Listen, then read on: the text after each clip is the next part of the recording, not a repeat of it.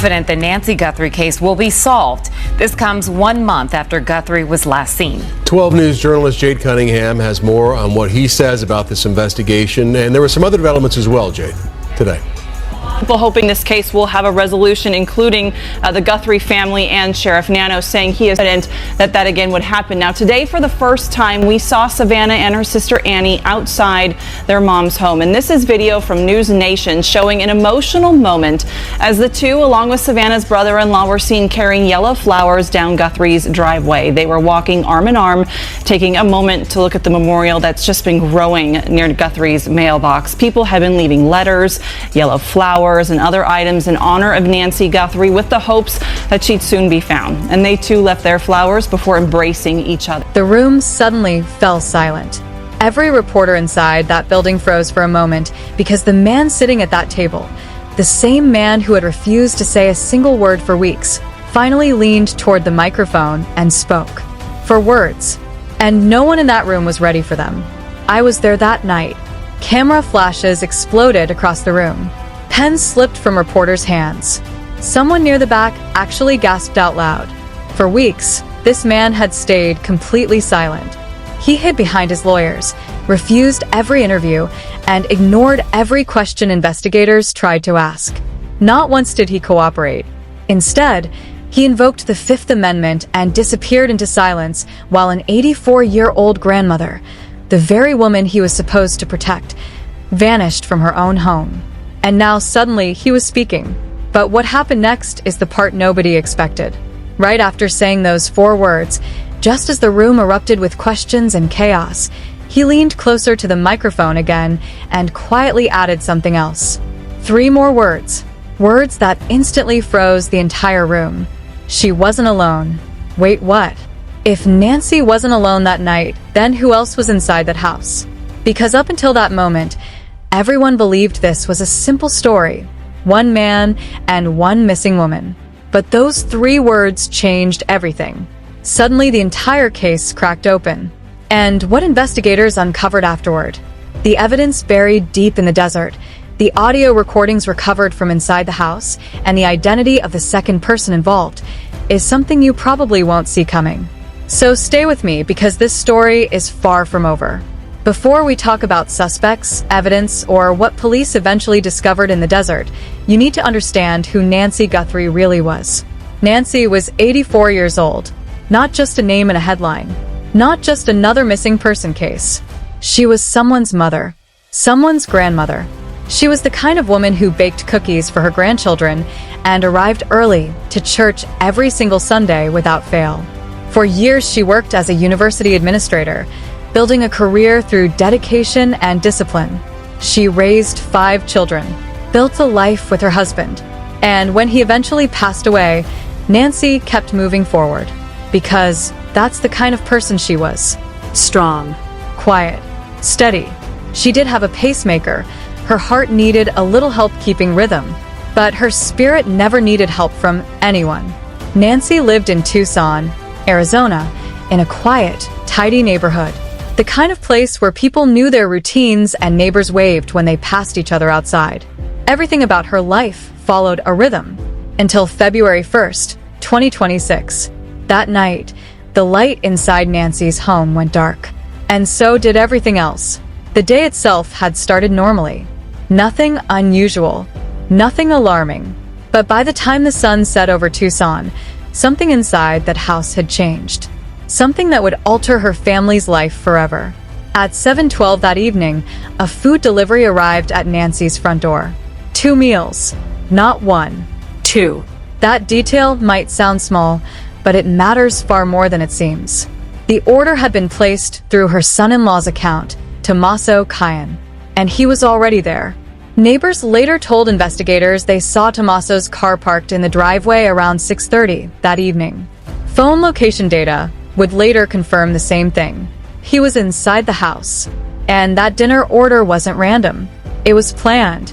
The delivery driver later told police that when the door opened, the man standing there seemed tense. His jaw was tight, his attention distracted. And neighbors later told investigators something else about that night.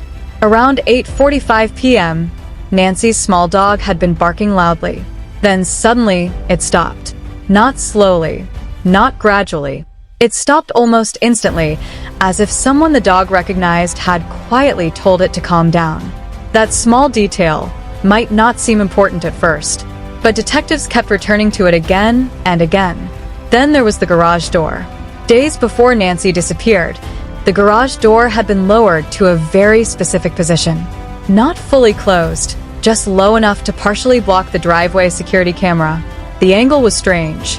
When Tommaso was questioned about it early on, he offered a simple explanation.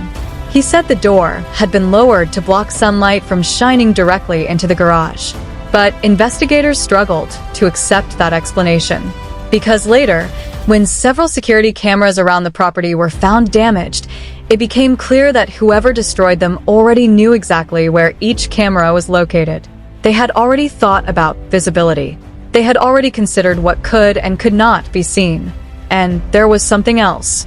At 9:34 p.m., during the window of time between the pacemaker's signal going silent and the SUV leaving the driveway, Nancy's home Wi-Fi system recorded a login to the house's security panel.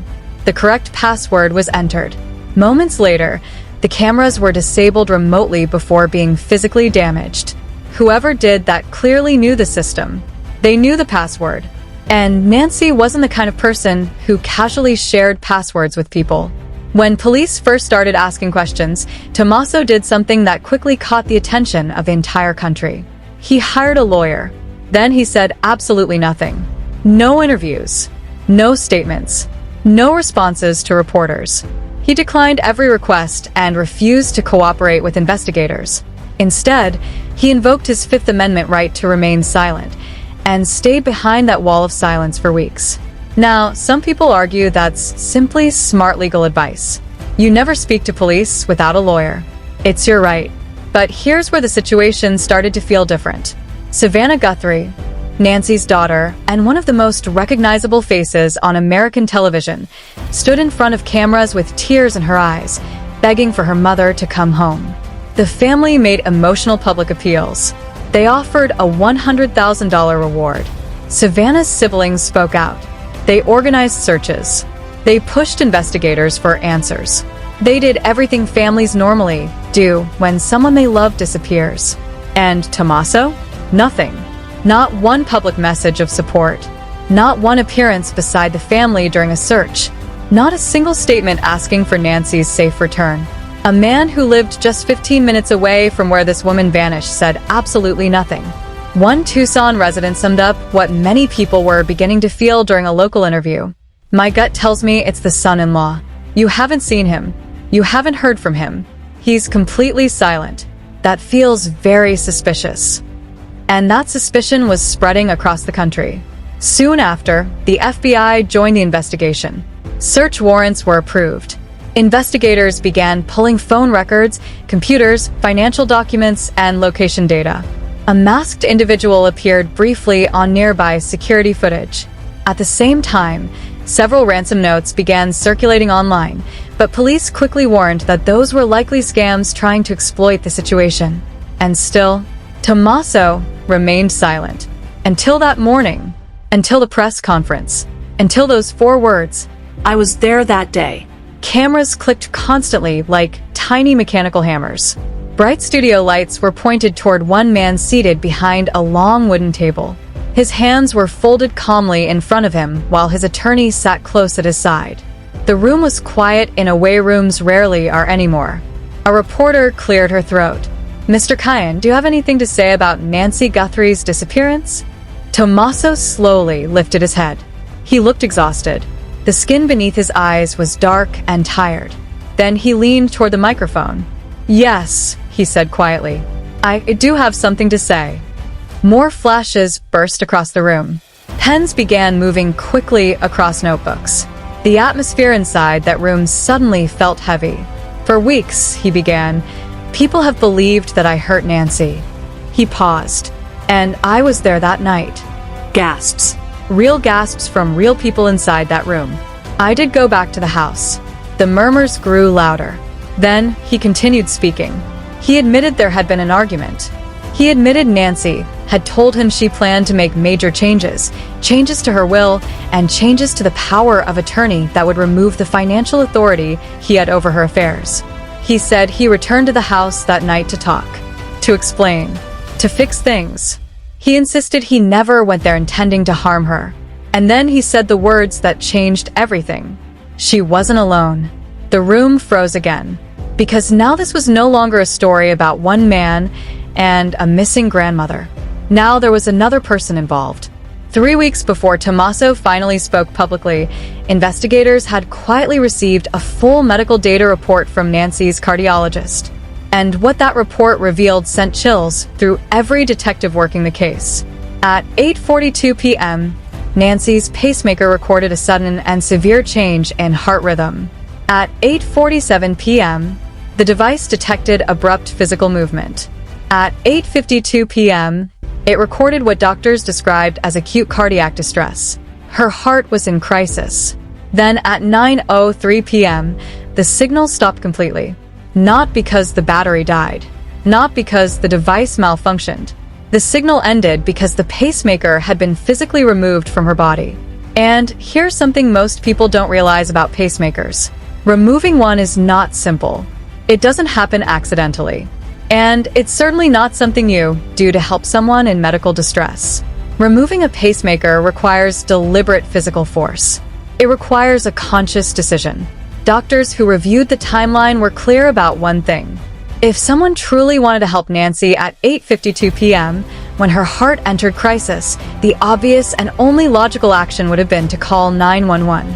Instead, 11 minutes later, the pacemaker was removed, not to help her. Some investigators believe it was removed to erase the timeline, because pacemakers record everything: heart rhythm, movement, moments of distress, exact timestamps. But once the device is removed, the recording stops. If someone wanted to create confusion about when events happened, removing the device would do exactly that. That isn't panic. That's a calculated decision made under pressure. And according to investigators, pressure had been building inside that house for days. At 9:26 p.m. that night, Tommaso's phone sent a text message. It was short, just one word. The message was sent to the same prepaid number that had called him earlier. The word was handled. Not accident. Not help. Not call me. Handled. Investigators say that single word changed the tone of the entire investigation. Because handled doesn't sound like someone panicking. It sounds like someone finishing a task, closing something out. When detectives later asked Tommaso about that message, his response was simple. I don't remember. But here's the thing. Phone data remembers. At 9:22 p.m., motion was detected inside the garage. 46 seconds of movement. At 9:24 p.m., Tommaso's phone connected to his SUV's Bluetooth system, suggesting the car door had just opened. At 9:26 p.m., the message handled was sent. At 9:29 p.m., someone logged into Nancy's home security system and placed it into maintenance mode. That setting immediately stopped automatic alerts from being sent to the monitoring company. That final step required calm. It required a password. And it required someone thinking clearly enough to cover every possible angle. At 9:34 p.m., something else happened. Nancy's backyard light, the one she turned on every single night of her life, suddenly went dark. It wasn't part of her routine to turn it off, which means someone else likely did. Just 7 minutes later, at 9:41 p.m., an SUV slowly rolled out of the driveway. Not speeding, not chaotic. Slow, controlled, careful. At 10:07 p.m., Tommaso's phone pinged a cell tower on the east side of Tucson, far away from Nancy's neighborhood. That area is mostly open desert. Very few houses. Almost no streetlights. And most importantly, almost no security cameras. His phone stopped moving there. For 9 full minutes. 9 minutes parked in complete darkness. Weeks later, investigators searched that exact stretch of desert. They discovered tire impressions near a narrow dirt trail. Nearby, they found patches of disturbed soil. But Nancy wasn't there. Not yet. Then, 3 days after Tommaso's public statement, search teams returned to the desert again. This time they came prepared. Cadaver dogs, drones flying overhead, ground-penetrating radar scanning beneath the sand. Crime scene tape stretched across the dry desert brush. Then one of the dogs suddenly froze. Its body stiffened, and slowly it sat down. That's how trained dogs signal they've detected something significant. Investigators brought in a second dog. Same location, same response. 2 independent alerts. The digging began carefully. Every inch of sand was documented. About 2 feet down, they uncovered fabric. Dark blue, thick. It was the exact type of moving blanket investigators had already identified through fiber evidence inside Nancy's garage. There were no remains inside, but the blanket connected the garage directly to the desert site. Then, about 30 yards away, another discovery was made. A small metallic object was pulled from the sand, bent, damaged, covered in dust. It was a pacemaker casing. Investigators checked the serial numbers. The confirmation came quickly. It belonged to Nancy. The same medical device that had been removed from her body inside the house had been carried into the desert and buried. Back at headquarters, the room went silent when that report came in. Because now the evidence wasn't just digital timelines or phone records. Now investigators were holding physical proof in their hands. There's another detail in this case that makes everything feel painfully real. At 8:58 p.m., during the exact window when Nancy's heart was failing, her home smart speaker activated unexpectedly. Something had triggered it. A noise, a voice, movement in the room. The recording lasted only 4 seconds. At first, the audio was too distorted to understand, but forensic specialists worked on it for weeks, cleaning it, filtering it, enhancing it layer by layer. When they finally recovered the sound clearly, the grand jury room fell silent. A woman's voice. One single word. Please. Then a loud thud. Then silence. Just that one word. Please. Was she asking for help? Was she begging someone to stop? Or was she pleading with someone else in the room to intervene? No one knows for sure. But the timing of that recording matched the exact moment Nancy's pacemaker recorded her cardiac crisis. When prosecutors played the audio for the grand jury, several jurors lowered their heads. Because suddenly the data, the charts, the phone records, all of it became painfully human. One word, 4 seconds. A real person in her final moments. Tommaso has never publicly addressed that recording.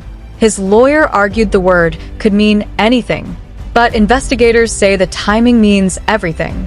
When detectives later sat Tommaso down in a small gray interrogation room, they placed something on the table between them. The pacemaker casing. Detective Morales slid the evidence bag across the table without saying anything at first. Tommaso looked down at it. His jaw tightened. His breathing changed. For the first time since the investigation began, the calm expression on his face disappeared. Morales finally spoke.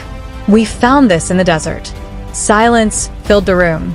"No panic drives someone to a desert road," she continued. "No panic buries a blanket, and no panic connects to a second vehicle." Tommaso stared at the table. His lawyer leaned toward him and whispered something. Tommaso nodded once. Then he looked up. "I didn't plan for her to die," he said. The wording caught investigators immediately. Not she didn't die, but "I didn't plan for her to die." "I didn't hurt her," he continued. "I didn't plan for her to die." Detectives exchanged glances. "Who was with you?"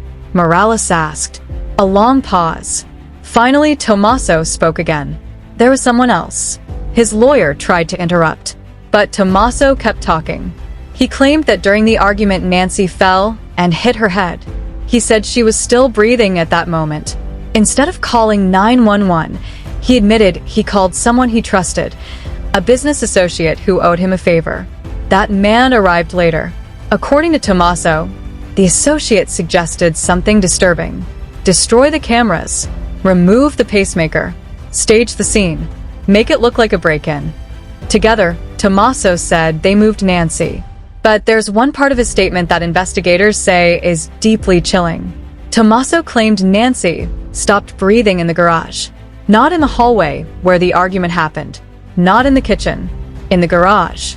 which means she may have still been alive when she was moved. Alive while people around her were discussing security systems and camera angles, instead of calling an ambulance. The prepaid phone. The masked figure seen on security cameras. The second vehicle detected through Bluetooth in the desert. Cell tower pings from 2 different phones near both the house and the desert site. All of it pointed toward one conclusion. Tommaso did not act alone.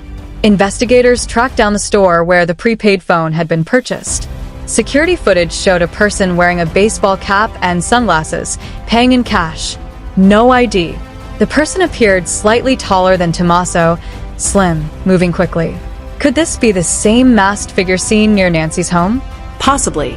Could this be the person who arrived after that mysterious 14-second phone call? Investigators believe that's very likely. At 10:12 p.m., during the 9-minute stop in the desert, Tommaso's phone briefly connected to another Bluetooth device. Not his SUV. The connection lasted 18 seconds. Detectives believe another vehicle was present there, which means something or someone may have been transferred between the 2 vehicles. Meanwhile, the prepaid phone pinged a nearby tower at 10:05 p.m. 2 phones, 2 signals, 1 remote desert road, 1 dark night. Eventually, during the interrogation, Tommaso gave detectives the name of the associate he claimed helped him. He said after leaving the desert, he drove home while the other man took over from there. According to Tommaso, he doesn't know where Nancy was taken afterward. Search teams are now expanding the operation. Ground-penetrating radar is being deployed across new sections of desert land. Investigators are also going back to traffic cameras near remote desert roads from the night of February 1st, reviewing the footage frame by frame.